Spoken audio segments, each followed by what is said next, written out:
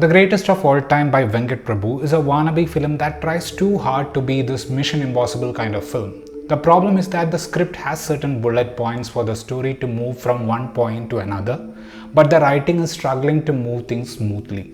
On top of all that, Venkat Prabhu has the burden of making this film a fan service package that caters to all segments of the audience. With a scripting pattern that is familiar and twists that aren't that surprising, rather than some scattered moments of heroic dialogues in the film's last quarter, this Vijay starrer is ultimately an underwhelming package. The rest of this review will have spoilers, so be alert. MS Gandhi is a SAT's agent, Special Anti-Terrorist Squad. We are shown in the opening sequence of the film how he and his team busted a terrorist group carrying uranium. The age and life of Gandhi comes to an end when his son dies during one of his missions in Bangkok. After several years, when he went to Moscow to handle a situation, he happened to meet his son Jeevan, who looked exactly like him. The changes that happened in the life of Gandhi after the re-entry of Jeevan are what we see in The Greatest of All Time.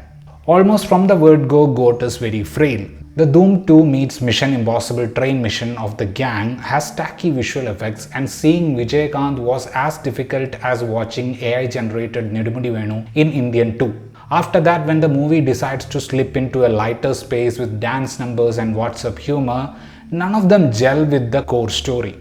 The interval twist that has both Vijays pitted against one another felt extremely predictable, and when the movie goes to the second half, the scripting's broad strokes get the company of age-old cliches. Towards the climax, there are these self-boasting dialogues from Gandhi, and that were the only relief points even if you approach this film as a Vijay fan service. The movie is weak in terms of having a strong plot. The duel Venkat Prabhu has staged in the film lacks depth. When it was difficult to make the audience believe why would Jeevan blindly believe another man and go against his own father, Venkat Prabhu introduced a memory loss theory to justify it.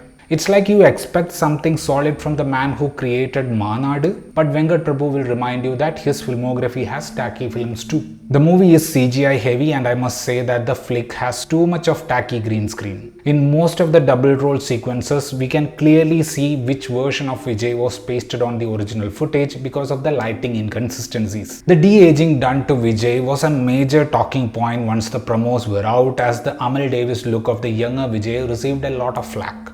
During promotions, Archana Kalpati said that good CGI is something where you won't feel it has been done using visual effects, and if I use that statement as a measure to evaluate the quality of the visual effects, the quality here was poor.